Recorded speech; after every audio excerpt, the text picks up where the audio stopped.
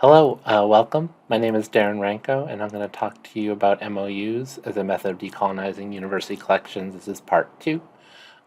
Please see part one if you haven't seen it already.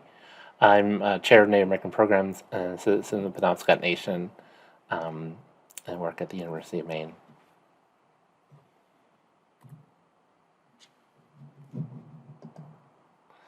So, like in the last video, my goal is to talk about decolonization as a both disruptive to the status quo and a concrete set of actions to decolonize and center Indigenous voices in university collections. Use MOU that I worked on with a bunch of other folks between the University of Maine and Penobscot Nation, and ask what other concrete steps. This work is just starting and ongoing, and I'll end with some general questions about that. Obviously, this work doesn't come, out of nowhere. There have been a lot of tribal nation, Penobscot Nation engagements and partnerships with the University of Maine over the years. In the last video, I talked about the close proximity of the university and the reservation, and then it's also a long period of time working on broad institutional needs and priorities and looking at the problems and shortcomings collectively across the tribe and with the university around intellectual property and repatriation law. Local context had a huge role in that work as well. Clearly identifying roles and responsibilities as it relates to this kind of work, and really supporting tribal nations in our work in Maine from their collection needs, research needs, intellectual property challenges. This is all words directly from the MOU, and the MOU recognizes that this is a new model of collaboration, and it's really about integrating Penobscot voice and perspectives into university processes and collections. Um, these how to do and work with TK labels, for example, and Mukurtu will be handled in other videos associated with this training, but we're really invested in, especially in this work, on the TK label integration university collections. Again, this will be covered in other parts of the training, but there are these long histories of colonial attitudes towards Indigenous peoples and our knowledge systems, and this is being transferred, these problems and the ways in which this has contributed to wrong misinformation in the collections has been proliferated with digitization.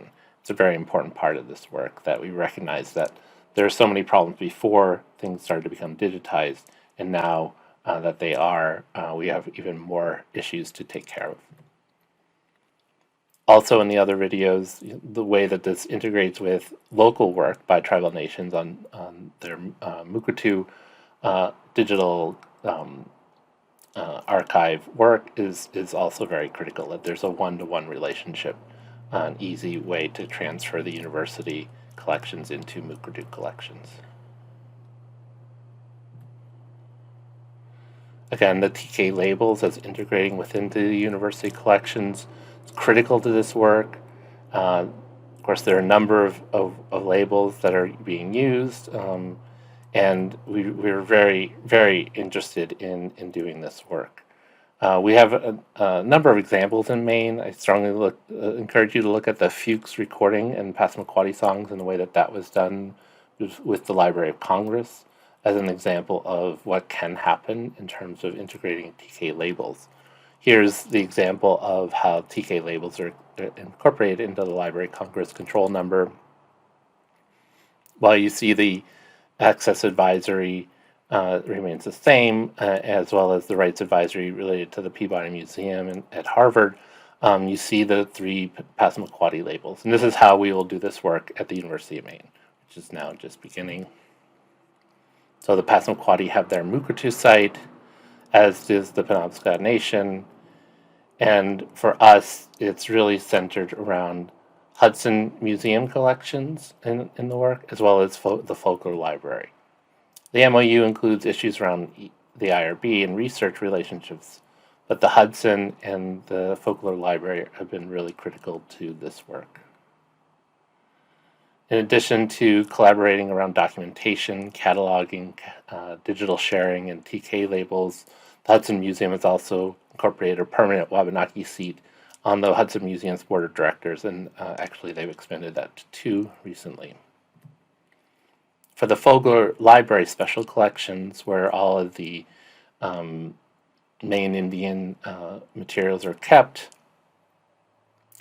we incorporated into the MOU that there would be guidelines for inclusive decision making for permissions over use and circulation of Penobscot cultural materials, as well as implementing the Penobscot TK labels. And this, at the baseline of the agreement, is the idea that if there are culturally sensitive materials, the library and museum have agreed to not circulate them, and that work is ongoing in terms of deciding which of those materials are considered culturally sensitive. Anthropology department has a host of relatively uncatalogued archaeological collections which we're working on. And in terms of possible reflections, it depends on where you're at with this work. We've been doing this for decades in terms of leading up to the idea of having an MOU. I think there are some important questions you can ask before you start doing the work. What do you need to know to engage tribal communities or universities? Sometimes these institutions don't work very well together. Looking for allies and champions on each side of the equation is very critical. But changes need to occur at your institution to advance relationships with tribes and universities. Sometimes this means working out and applying for a grant together. And lastly, what are the opportunities and barriers to your institution advancing relationships with tribes and universities?